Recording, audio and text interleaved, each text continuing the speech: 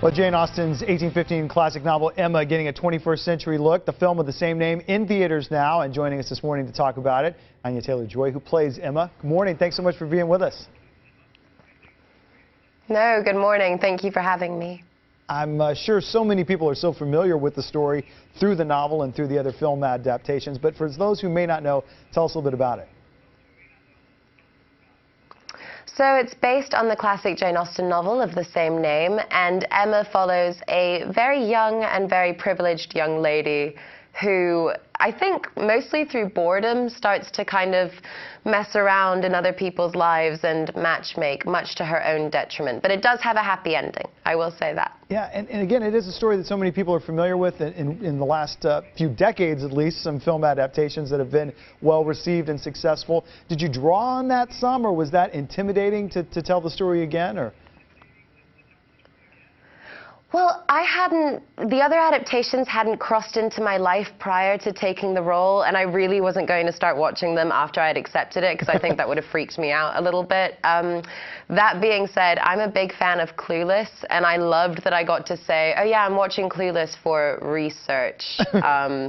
When in reality, I just wanted to watch a really great film. Yeah, you can do it for more than one reason, that's for sure. And so many people have been so excited about this film. When you talk about this period and just the costumes and the look, you can think kind of stuffier or something, but I've just read so many reviews about how legitimately funny and down-to-earth and accessible this is. Was that a concerted effort?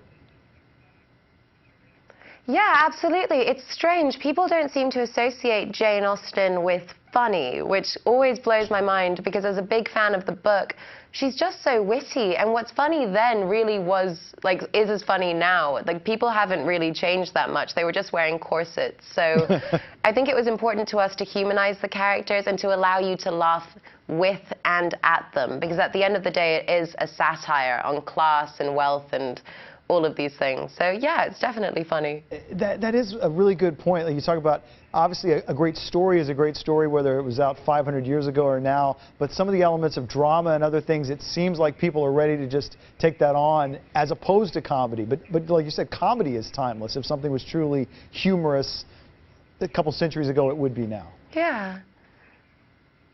No, completely. And what's been really lovely about touring with this film is every screening that we go to, I watch the people come out and they just look so happy. They look like they've had a really good time and they've just enjoyed being in this world. And when we were filming, we definitely felt like we were in this like sugar-coated summer camp kind of vibe, and for people to get that feeling from watching the film was everything that we wanted. Very cool. It's always good when it does translate like that.